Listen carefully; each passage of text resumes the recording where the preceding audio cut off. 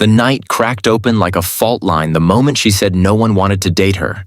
A confession so quiet and heavy that it bent the air between us. The restaurant lights glowed warm. The clink of glasses hummed like distant rain. And yet everything narrowed to the tremor in her hands and the way she breathed as if bracing for impact.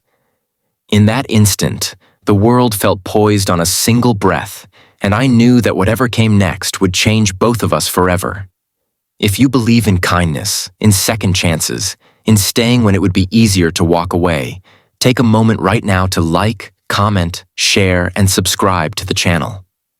Stories like this only live when people who care keep them alive. Her name was Grace Holloway, a name that fit her the way dusk fits a quiet street, soft but resilient. We were sitting in a modest Italian place tucked between a used bookstore and a barber shop in Columbus, Ohio, the kind of place where the tables wobbled and the food tasted like memory. I had met her through a church volunteer group that spent Saturdays repainting playgrounds and Sundays stacking canned goods for families we'd never meet. She had laughed easily that day, a warm sound that made you believe in tomorrow, and I had noticed how she listened with her whole face, as if the world mattered more when she was paying attention.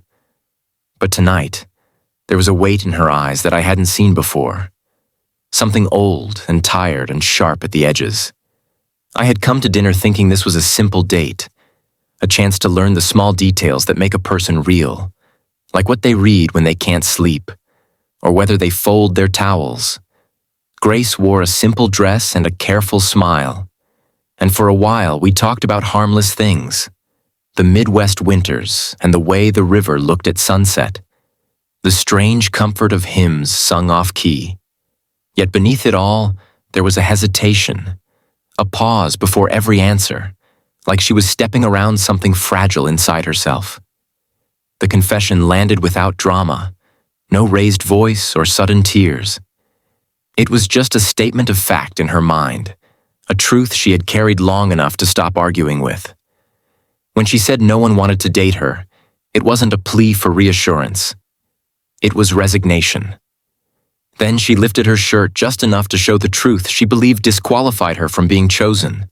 A constellation of scars that traced her torso like a map of storms survived. They were not fresh, not angry. They were pale and quiet, the marks of surgeries and battles fought when the body forgets how to behave.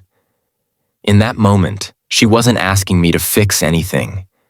She was asking me to see her and decide whether I would disappear like the others.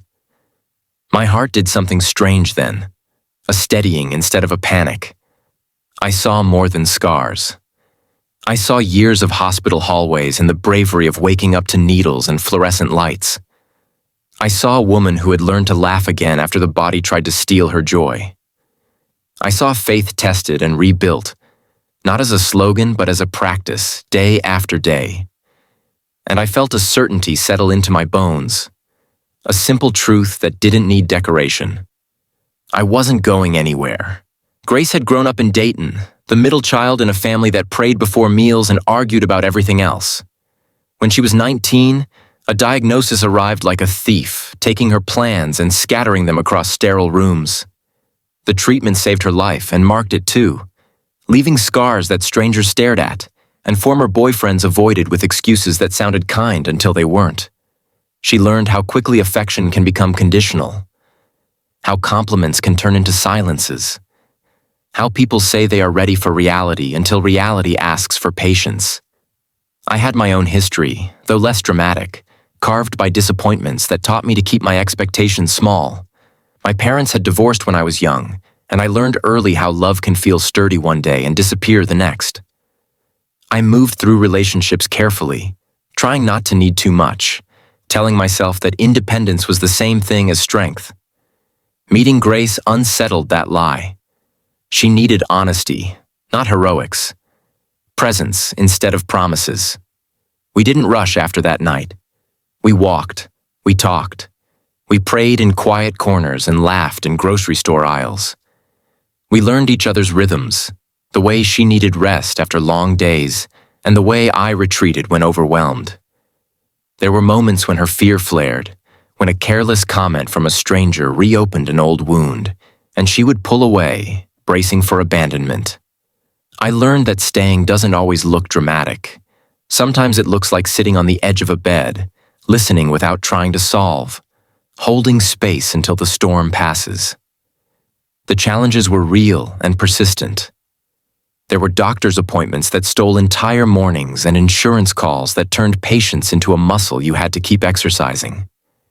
There were nights when intimacy felt complicated by pain and memory, when vulnerability felt like standing in a drafty room without a coat. We stumbled. I said the wrong thing. She misread a silence. But we kept choosing the harder path of repair, guided by a faith that didn't promise ease but offered meaning. The turning point came not with fireworks, but with a small, stubborn joy.